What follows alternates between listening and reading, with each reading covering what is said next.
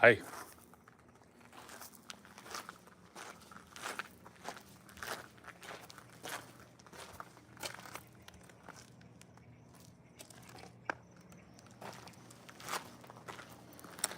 I'm just kind of walking around outside my place because there's cool stuff that lives here.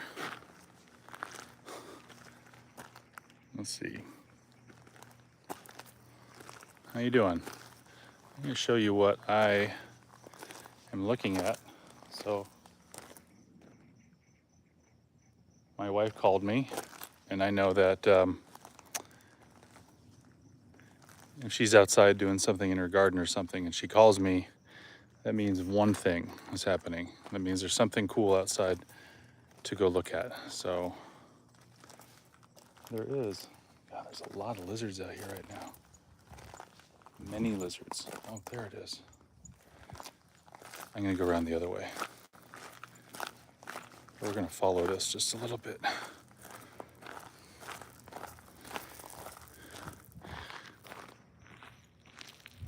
Very nice out here right now. All this moisture, all the monsoon action that we've all been getting finally. Everything's awake, moving around. Babies are being born. Everything's running around. I mean, they've been born a little while ago, but just as I'm walking here, there are hundreds of little lizards coming around. So I'm gonna show you what got me called out here.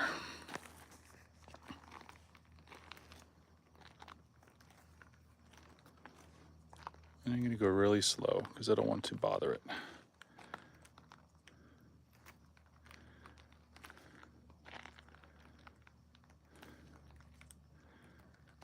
Where did it go?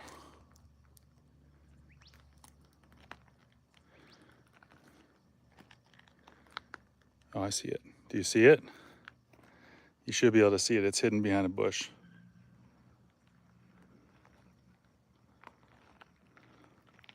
Yeah, I would. I mean, actually, it would not be hard for me to go find a rattlesnake right now. The problem is, it's down in that drainage right there. And doing so usually takes me out of reception. All right, do you see it now? You see what I'm looking at? Let me zoom in for you. Hi, guy. So I'm gonna go sit over here and watch it. And maybe just holding still will help so it'll move around again. It's kind of tracking something, so it might be looking for food. I don't know. Here we go. I'll hold still. Easier said than done. Okay. That's a Gila monster. And I think I saw this Gila monster last night. We got a big storm rolling through here.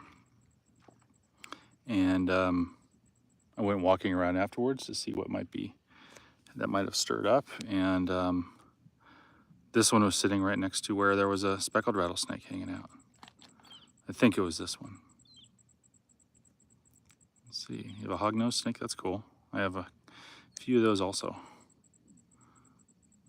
As you can see why we have so many snakes at our office now. There's my office right over there. Here's our mountain.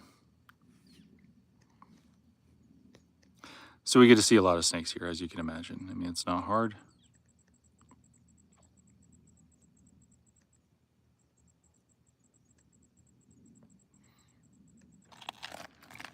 He was moving a minute ago. He will again, I'm sure. He's just kind of wondering what I am.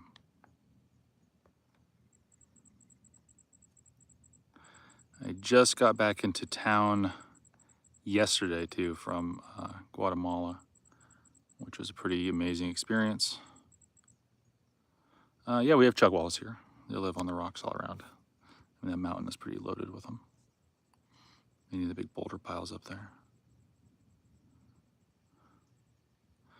But I am thankful. I mean, I'm happy to travel around, but I get to hang out here for a little while and see our good stuff. I miss it. I think actually next year I'm going to be cutting down on out-of-country field trips so I can focus on some projects we have here. Cool, Mojave's a fun place.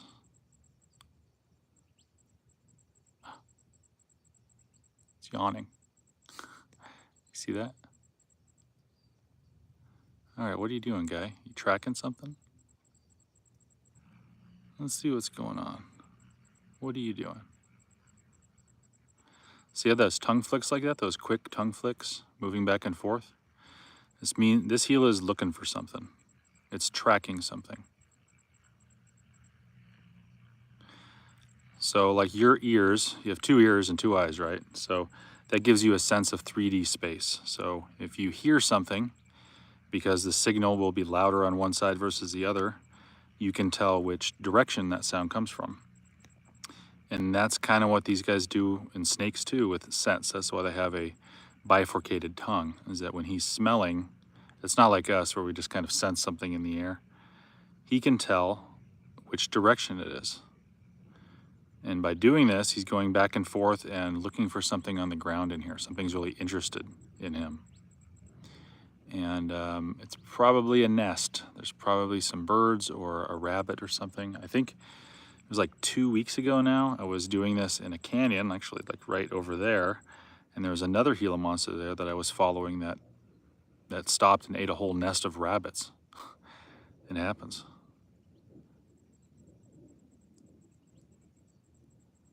Where's he going? I'm trying to get him to kind of not worry about me. And also, I mean, there's a little bit of a hard ending to this because once it gets dark, you're not going to see as much. I mean, I'll walk around a little bit maybe until reception runs out and see if we can see something else. But I don't know. This is what I'm doing right now, is just kind of watching this guy. That you might want to see it too. No, this is a pretty typical size adult Gila monster. We do get people that say that they, they're huge, they're 3 feet long or whatever. They just don't get that big. This one is probably 20 inches long, which makes it a pretty decent sized adult. It could be a little heavier, but again, this is a typical size for Gila monsters. Many of the ones that you see in zoos or collections are obese. When they're really, you see something like this and people might comment like, oh, it needs a meal or two, but really this is a pretty typical healthy weight. They are really toxic. The venom is very strong, but it depends on how you're measuring it. If you're measuring it in deaths, then it's not that dangerous. If you're measuring it in screaming with pain, it gets 5 stars. So don't be bitten by one. It is not just a toxic saliva. It is legitimate venom that they excrete and inject with grooved teeth that they chew in.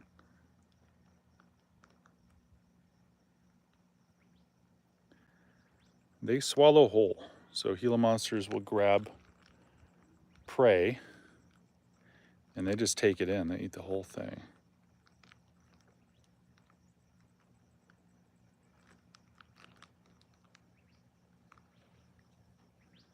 Try standing on here, see if I can do it without bothering him. Actually, there was a TV show so that the producers from this network called me about a show that was kind of, I think, riffing on the success of what Coyote Peterson has done, where he kind of, I don't want to say anything too negative, but exploits the fear of these animals by causing pain to himself and then jumps around. So they made a whole show about that. I'm not going to say which one, but they did call me to see if I wanted to be a part of it. And when they basically said, as soon as they asked if I would be bitten by a Gila monster, that was a no. They did make the show. It didn't look good. What's the biggest rattlesnake I've ever seen? Biggest rattlesnake I've ever seen was in Costa Rica. It was most likely pushing 6 feet long. I know whenever size of rattlesnakes starts to come up, it gets people all prickly because there's a weird reaction. We've talked about this, but I don't want to, whenever a tape measure and a verifiable way of measuring produces itself, rattlesnakes miraculously shrink. So I'm working on something for it too, because we do get a lot of people that get in the comments or whatever and say that they regularly see 7 and 8 feet Gila monsters, or not Gilas, but rattlesnakes where they live, whatever. But we're working on something that Somebody could prove it. I would love it if I was wrong about that. If somebody wanted to bring me a 10-foot rattlesnake, man, that'd be cool. But is there one snake I could hunt for? What would it be?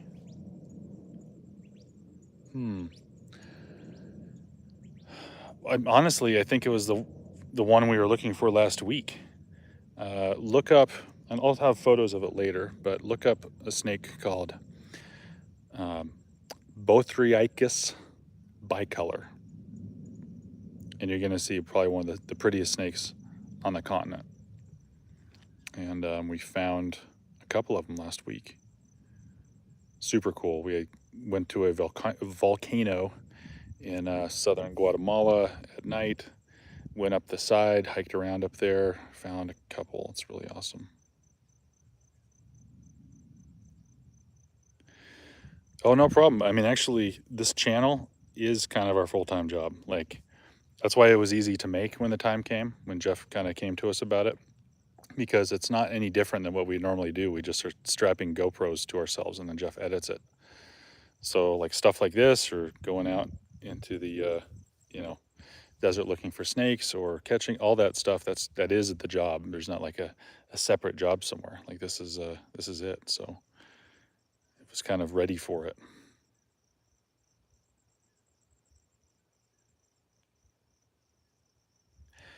Yeah, kind of. I mean, so older rattlesnakes are definitely going to be larger, but they'll stop at a certain point. I mean, just like people, right? You can look at somebody that's 6 feet tall and say, oh, that's an adult person, but they're not going to just keep growing forever. Rattlesnakes don't either. They do stop.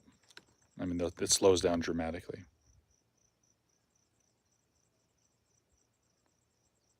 Yep, that's pretty. You said you were Sierra Vista, John. I couldn't remember that, something like that. But yeah, there was one of the largest rattlesnakes I ever saw. I was doing some work when the fence was going up down there. We were doing rattlesnake abatement on that project, and I got one that was. I didn't get a chance to measure it, but if it was not 5 feet long, I'd be very surprised. It was a very big snake, and we have one in our shop that is also just under 5 feet long. But that's about it. I think when people actually see what a 5 foot long rattlesnake is, they stop with their 8 foot claims. Ever seen a viper? Yeah, rattlesnakes are vipers. They're pit vipers. I saw a variety of arboreal vipers last week. I've seen vipers in Asia about a month ago, all over the place. It's fun. Fort Huachuca is one of my favorite places to go look for snakes. Not on the base itself, though I have, legally, of course, but in the hills around there. It's one of the best places in the world. We don't have a branch in Kingman yet. We are kind of working on it. Kinda. The problem is we have experimented with opening branches in other locations. The problem is that it needs to be something robust enough to where there's a few people that are interested in doing it and doing it well. And if I've tried to do it around one person or whatever, you end up with that person is gone, but you still have an active hotline and a business out there, so it gets harder. Venom toxicity. So it depends on where the timber rattlesnake is coming from. So in the south part of their range, the canebrake rattlesnakes that are down there, they have pretty strong neurotoxins in there too. I think the current figures are that those would cause the highest rate of death currently. So big diamondbacks are comparable in size to big timber rattlesnakes and vice versa, except one of them has a little extra venom. So between the two, big diamondback would probably be better, but it's like asking which airplane crash to get into. It used to be just trivia at some point. Gila monsters do not attack rattlesnakes. They live side by side quite well. Not a lot of problems there. Are there rattlesnakes of the Idaho Panhandle related to NORPAC? Those are all Northern Pacifics. So all the ones in the Idaho Panhandle are Northern Pacifics. They switch over just a little ways north of Boise.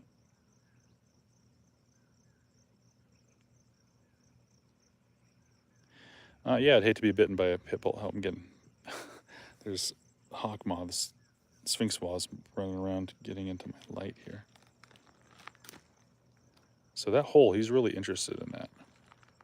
There's a couple little holes there. He's really interested. I bet that there's some rodents that are nesting in there and he wants them. I wish it wasn't going to get dark because I'm not going to be able to show you the end of this, I think. But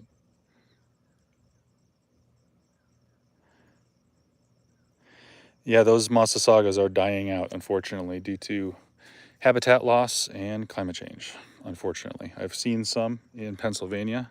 I'm probably going to see some next year, but they are on the way out, unfortunately. Okay, so relocating too far away. I'll give the really short version of this. This is habitat, right? There's a lot of it. You'd think you can just take a snake and put it somewhere in that habitat and it'll be okay, and that's kind of the old thinking. But really, under this bush, under the rock over there where this snake, where this Gila lives, under this bush where there's rodents, all that stuff, that's microhabitat. And they will select those specifics very specifically so that they can survive at different times of year. It's just like you live in a city, but how many buildings do you actually go into on a regular basis? Most of them you don't. There's only some. That's where your home range is. So if you take them away from that, it can be very hard to live. So they need to be put into a place where they can either find very good, suitable replacement microhabitat to where they're going to be able to survive, or find their way to their existing nodes and incorporate those. Or else they are subject to all the things that they're hiding from other than that: predation, starvation, not being able to find water, not being able to find shelter, all that stuff. So doing so increases the rate of death from those things. And really what it is, the figures are of death are predation. They're trying to find home. They're spending a lot more time on the surface. They're taking greater risks than they normally would. And as a result, they get eaten by things or die of exposure or whatever. So that's why it's so important. And it's hard because I know that there's a lot more people that want to do relocation of snakes now. I know that we are a part of that. I know that we are making people want to do that. That is a good thing. But the thing I hate seeing is when people do that, but then they just release them onto the open ground. Oh my God, it's a good effort, but without that critical end part, it's for nothing. It's just killing the snakes with extra steps, which is unfortunate. But there's a lot to it. That's the thing, is that removing snakes and moving them somewhere else, or any animal, there's some pretty deep, natural history. There's science to that, and it's much more than just moving snakes around. Most of the things that we do, you don't actually get to see on camera because it's not interesting. It's looking at maps. It's discussing, where they're at, what they're using. And that's informed by all the field work we do. Whenever we're out looking for snakes in the wild and following them around, we are learning what types of microhabitats they use in different environments. That is the subject of our research, is how to do this. So there's a lot to it. I'm gonna look over here real fast. There's someone up on this ridge. I've never seen anybody before. Okay, it's just the neighbors. It's getting dark though. No, thanks everybody. Let me see. Do Gila monsters climb through doggy doors? Never seen it happen. They could, but I've never seen it happen. I do need a night vision camera. I need one that can go live. Let's see. Do yellow orange scorpions stronger?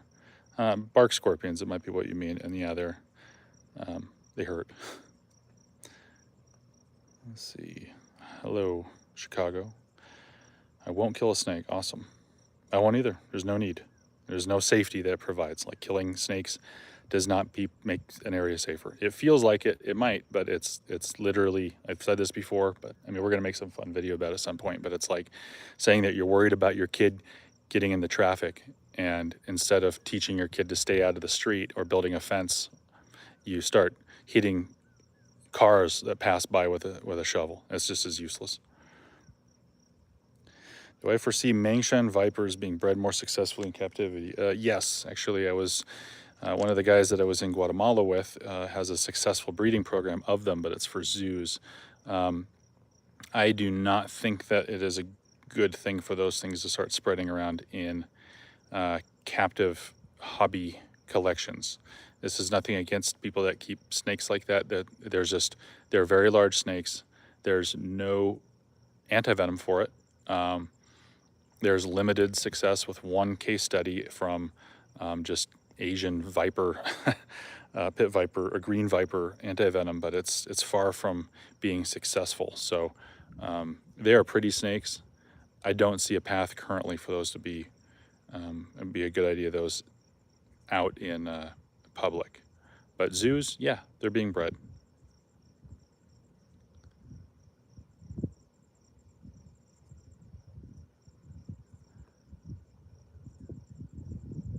Oh, you can't see me because I'm pointing at a Gila monster, but it's in the dark, so you can't see him very much.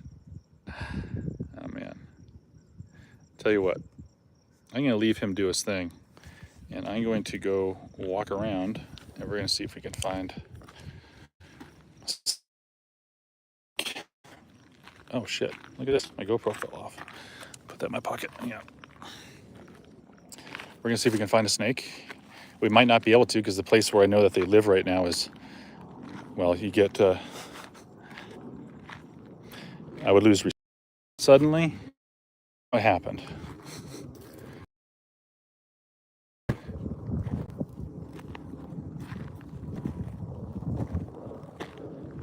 Let's see. Thanks, Juliana. Appreciate that. We don't use the white tank area unless it's an animal that's captured in the white tanks. So, yeah, we do. But it's not just kind of a release spot. It's got to be, if a snake is caught in the white tanks, it goes back to the white tanks, basically.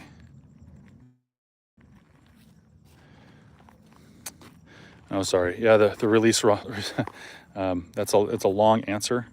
I promise I will address it about how and where they're released. And also I'm just seeing too much stuff I don't like about how snakes are released by some people. So nice. I would love to see a northern Pacific right now. I have not seen many of the rattlesnakes in the west. That's the one I've seen the least of, just because they're far. It's not too scary. I mean, it's just my backyard.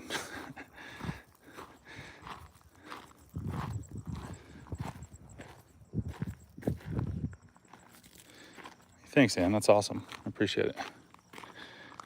We're having a lot of fun. We have a lot of plans too. I haven't done as much as I should lately, just because I've been traveling so much. It's been hard to. I've not done well with managing all that. Now, let's see how our friend's doing. Has he succeeded? Nope, he's still looking.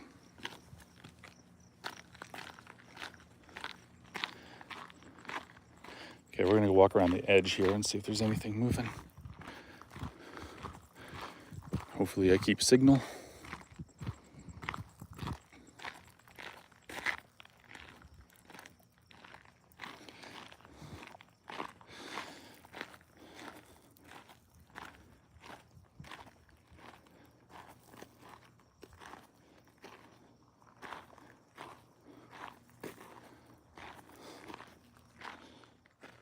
Let's see.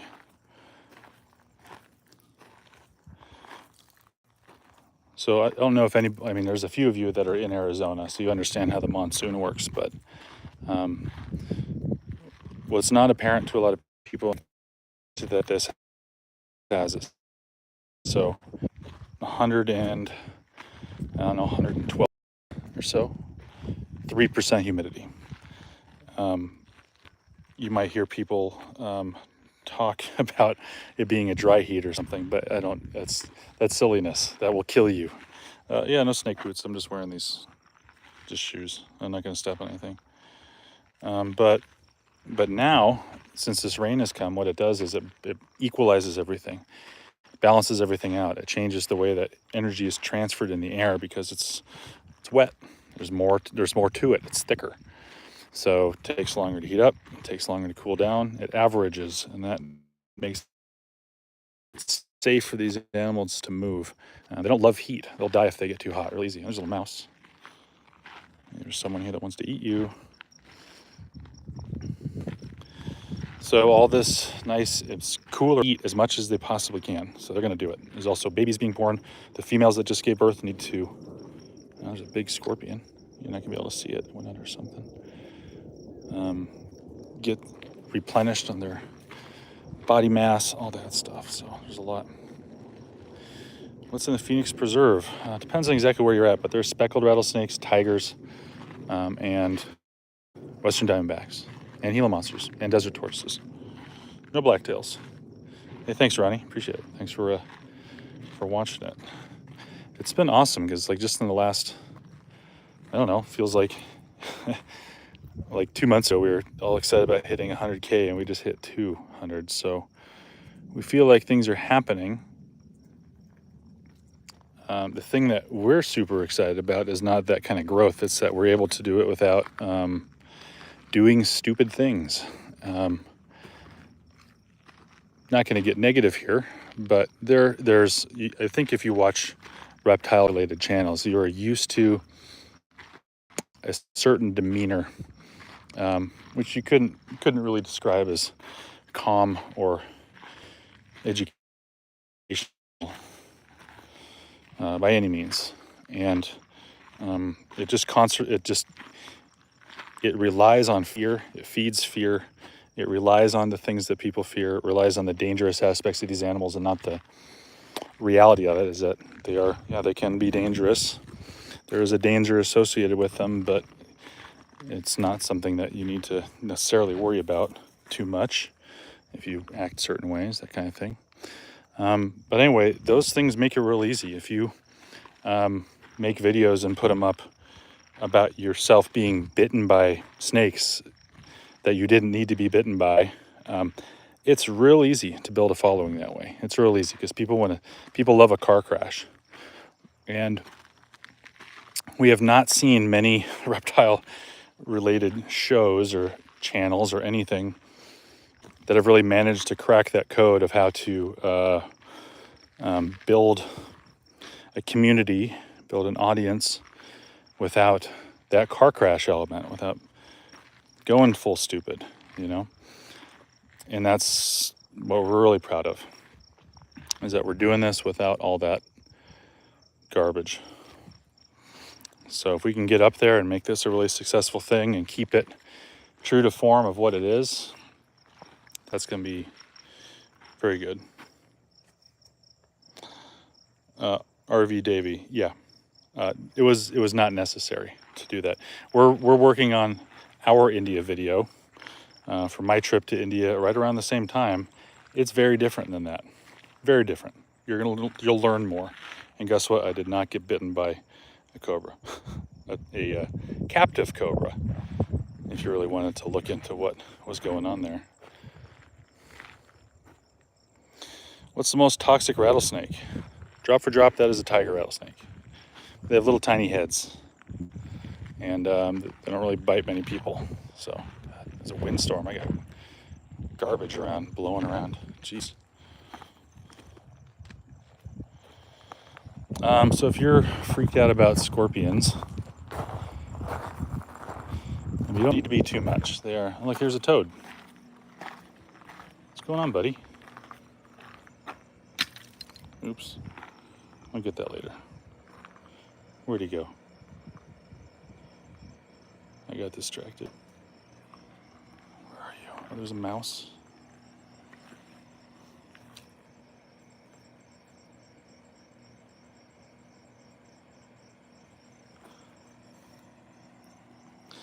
Yeah, Steve Irwin was an interesting thing. I think whenever somebody gets upset about people that free handle rattlesnakes or venomous snakes and do so irresponsibly, they'll always say, throw out, well, it was fine when Steve Irwin did it, right? I mean, they are not the same things. And there's also appropriate for a time and place. I mean, I think when Steve Irwin was around, and popularizing these things, he was doing something that nobody had done, and it was with appreciation. He wasn't acting responsibly by any means, and I don't think that's something that anybody would say that he did. But to say that somebody that is on TikTok and free handling a rattlesnake for attention, when they really, it's the worst thing that could possibly happen to them or their families if something were to happen. To equate that work to what Steve Irwin was doing is just belligerent ignorance. Here's a red-spotted toad. See the little round things on behind his eyes? Those are poison glands, but it's not going to hurt anything.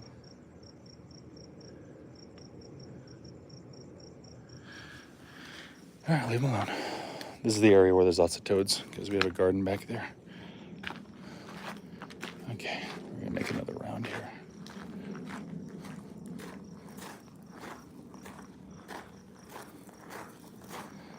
He's still up there.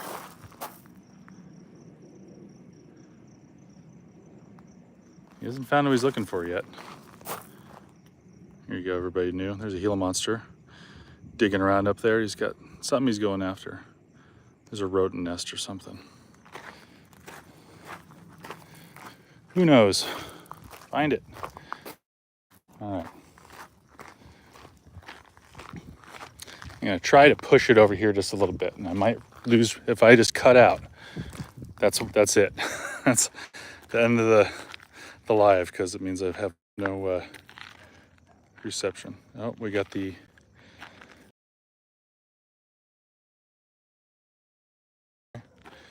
thoughts on Bill Haas. I think he was really interesting. I think that he did a lot of great work, educated a lot of people. His take on self-envenomation and immunity was amazing. It's not something that can be transferred to the general public, though. It was not completed, so I think that's something that has some application. But the current offerings of self-immunization of rattlesnake bites are not exactly scientific, so there's still a lot there. I have actually at the former house that I was at, still own it, just gotta have some family living in there now. We have some cactus that are cuttings from Bill Haas' facility when he had his serpentarium. So yeah, awesome.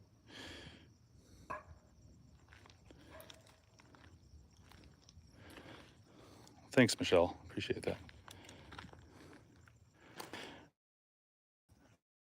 I like it because we get all excited about this stuff.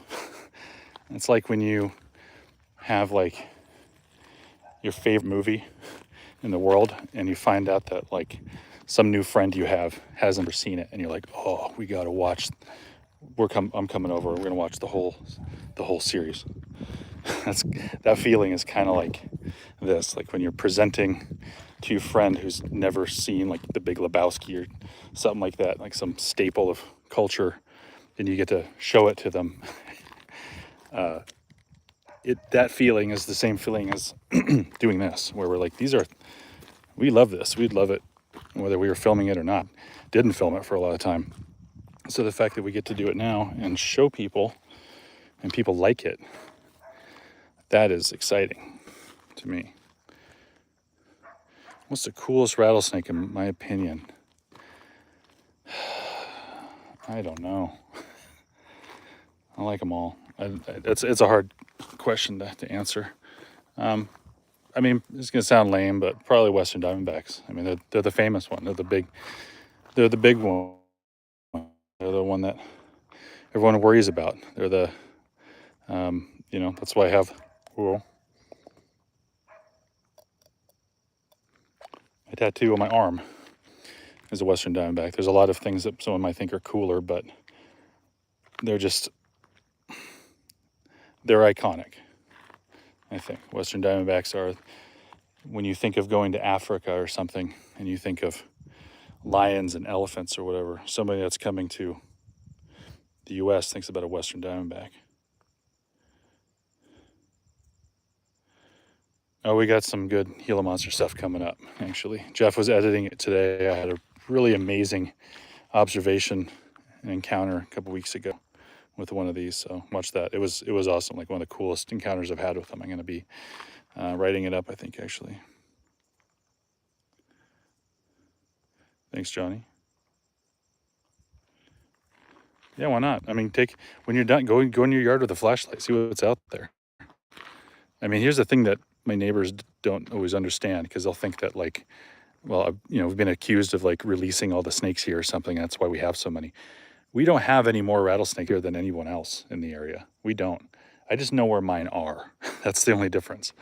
I think if people went out and started looking around their, what do I do for fun not related to rattlesnakes? This is going to sound like I'm dodging that question, but it's not. It's the answer. This lifestyle creates opportunities to kind of see the world and see places in ways that most people don't, right? So the mountains that we do get to go visit and camp on, the places that we visit around the world to go look for animals, all that, just good friends that, like, my favorite thing in the world is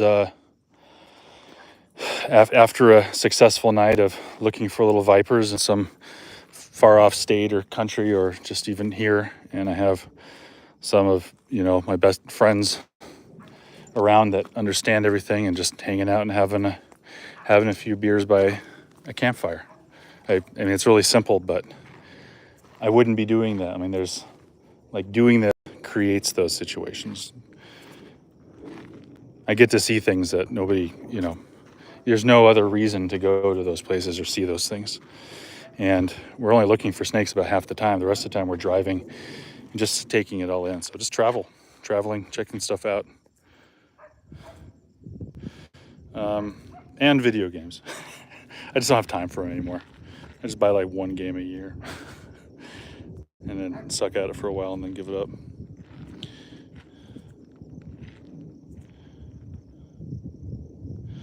Oh boy, I gotta see that. I haven't seen Sherlock Holmes, but I might have to watch that one. Hey, Russia's here. I wish I could go herping there. There's a lot of cool stuff there. Maybe one of these days. Hey, thanks. Yeah, if you see a snake, give us a call. Ronnie, that's none of my business. So,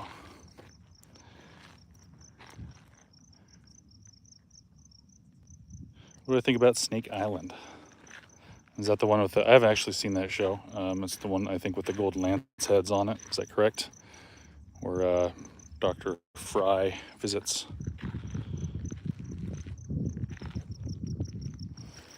And so I have not seen the show, but I do know Dr. Fry and have heard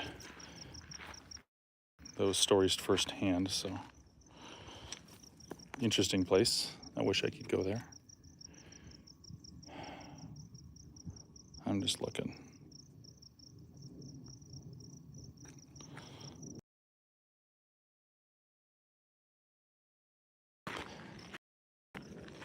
So what do you think? Because I'm going to have to wrap this up soon. Here's what I'm going to do. I'm going to go over. We're going to look and see if the Gila monster has found anything. If he hasn't, then we're going to try to go see if I can find a snake down there in the place where my reception might drop off. And if my reception drops off, we'll just call it good. But we'll see. What region am I in? I'm in north of Phoenix, just a little bit. Not so far north that I can't go everywhere in Phoenix I need to. But as you can see, it's not like in town either. How to get started? I think everybody is here. When you were a kid, you probably caught bugs and looked for snakes and spiders and stuff, right? I'm exactly the same as that. At that point, we're all the same. We just didn't stop. Nobody told us to quit doing that. We ignored those ideas that you get when you're in high school that you're not supposed to do things that you enjoy. There he is. You haven't found this guy yet? He's looking. There's something in there. I don't know what. So anyway, went to school, and when I was like 20, I came out of, I was going to work, and there was a Western Diamondback in my garage. I'm like, holy shit. Went to work. Didn't get much work done. I was looking for where to buy a snake hook. And then after that, I came home, tore the whole garage apart looking for that snake. Wasn't there. Did find a night snake, didn't know what it was. Went online looking for more information, saw other people that were in just kind of hobby, I guess, and just became obsessed with it. That's basically it. Yeah, Cave Creek.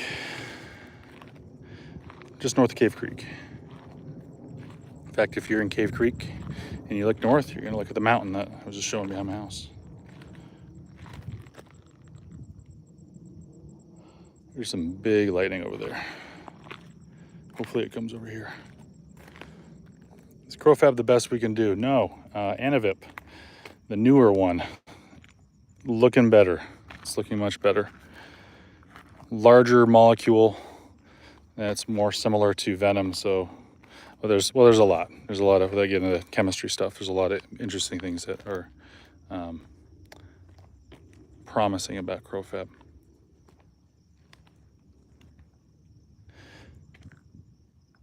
Yeah, that would probably do it, Hans. Like if you moved, yeah, bury some big concrete slabs, varying sizes. That's the thing. You want some big slabs.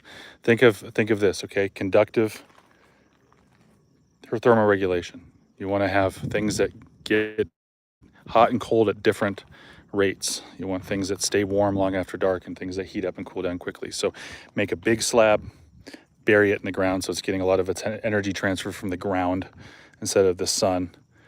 Pile of crap all around it, put other slabs on top of it, and then make a halo around it, different sizes of broken up concrete rocks. They'll use it. It's like a thermostat, think of it that way. Thanks, Dale. I hope. Uh-oh. Reception's getting spotty. When it dies, it dies, but we're gonna see if we can find a spot. Thanks for watching, and we'll get some good stuff coming out soon. I just wanted to share that Gila monster with you. We're gonna look over here and see if there's anything moving. Last year around this time, a diamondback gave birth in this rock pile. I haven't seen any here this year. It's just stuff. Basically seeing a lot of the same stuff that we tell people, homeowners, not to do, right? Because they don't want to see rattlesnakes. Well, I want to see them, so we're doing it. We're not trying to attract them here. We're just not actively avoiding anything. All right, we're gonna walk down here. We're gonna see. Buffering bummer. Yeah, it might not happen.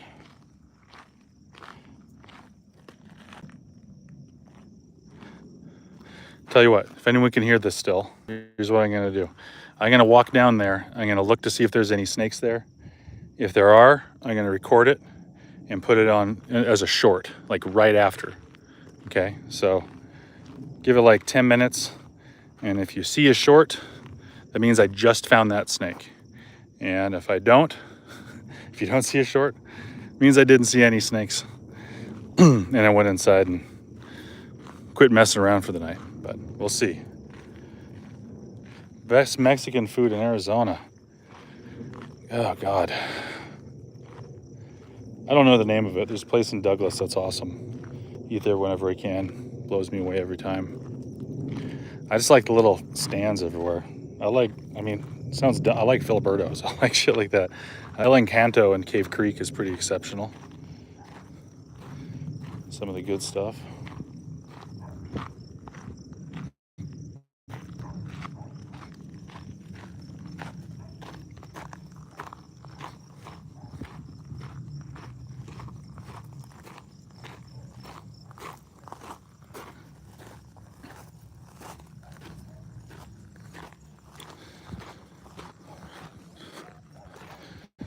Trying to hurry before my reception goes away.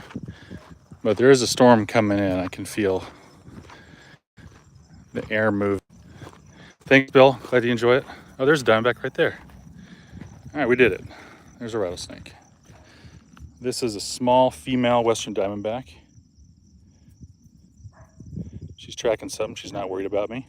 Look at a little short tail. There's just 2 bands on it. So that's definitely a female. Pretty low contrast, so this is not one that I immediately recognize of the snakes that are on our property. But she's going somewhere.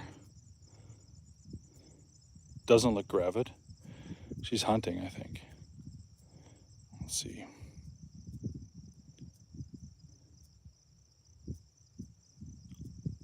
She's tracking. She's not worried about me.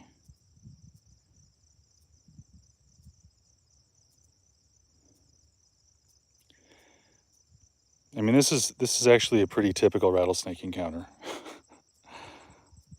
So when we see, like, you can see why it's hard for us sometimes to be respectful, and we try, okay, to be respectful when some big old tough guy comes and says that this right here is, like, this distance I'm at or whatever is just watch out, there's a standoff happening.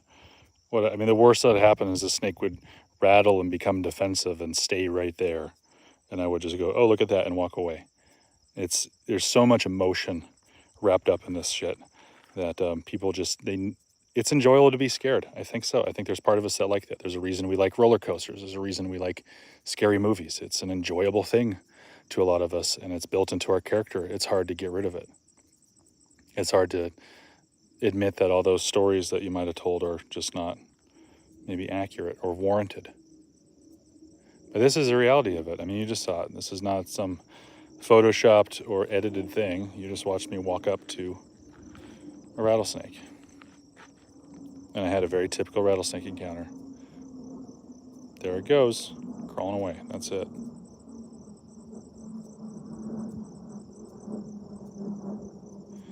No, it's a she because she's got a little short tail. You can barely see it there, but there's just like 2 little bands on that short tail. Yeah, I understand the fear of it, though. I mean, that's a real thing. You don't have a choice. Is the bummer of it. You don't have a choice. You get that. Like when you're a baby, you learn from some source that snakes are something to fear, and it's it's in your brainstem at that point. You're not gonna change that. I'm gonna rush up that hill to see if I can get reception at the top.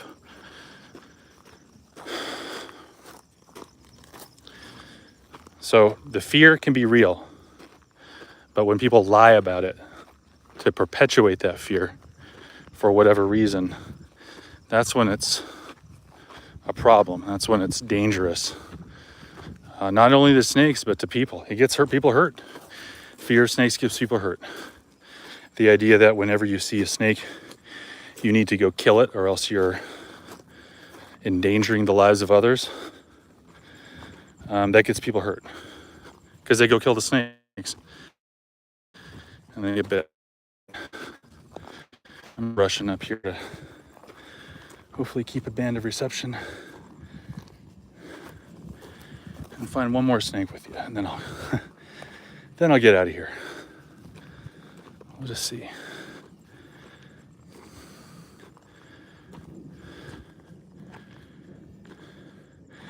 Oh yeah, I've seen hills have eyes. Every time I go to Apache Junction.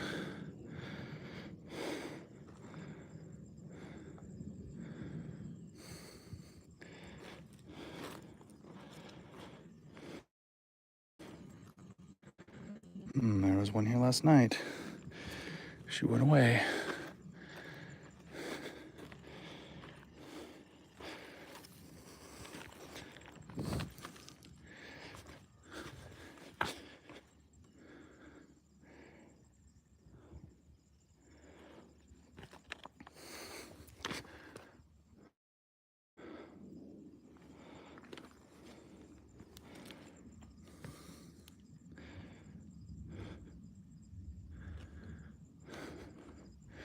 Oh, my flashlight's dying.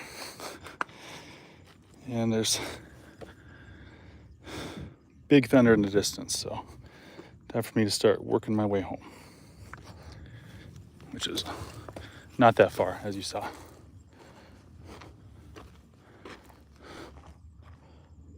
It's hard to stop, though. This is fun.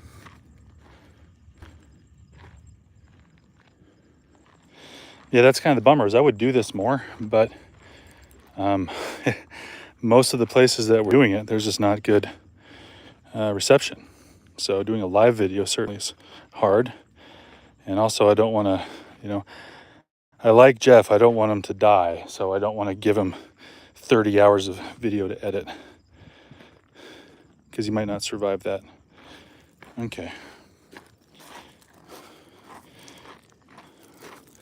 We'll go until I get back to the house, and I'll say goodbye. I'm going to go fast, though, so it doesn't die in this part. There's not good reception here.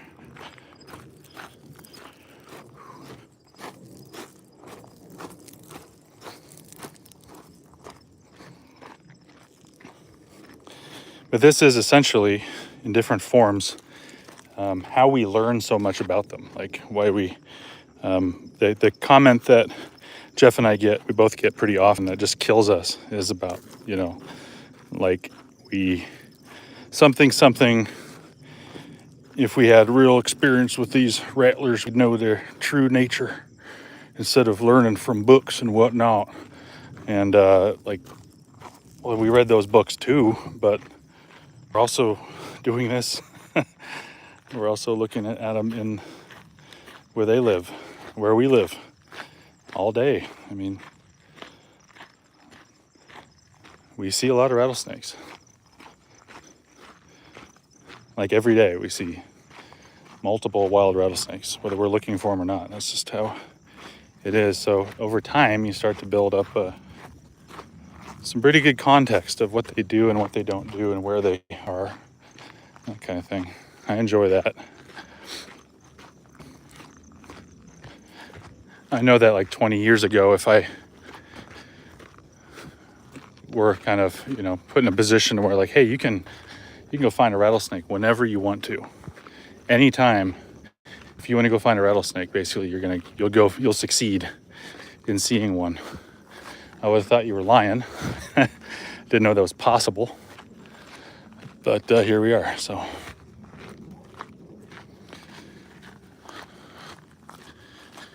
all right, so far so good. Not, I think if I just move through that little valley fast enough, then my reception stays on. That's where most of them live, is in that little valley. Hey, look at this. Where are you going, dude? That's another red spotted toad. That's where most of them live. It's got a nice north-facing slope, so it's cooler. Lots of caves. Good hunting grounds, all that, so there's usually somebody hanging out down there.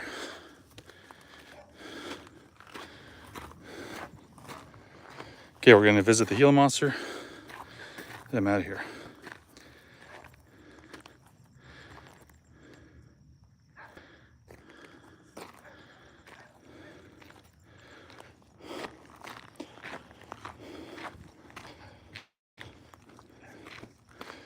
Let's see if it's still up there. Hey, toad. All the toads are up. Oh, it's still there.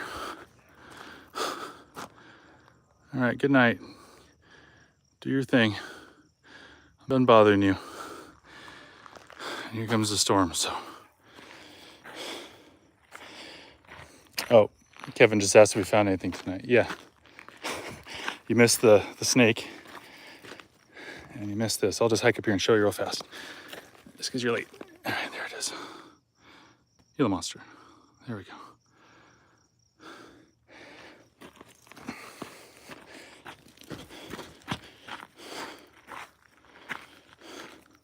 It was Western Diamondback.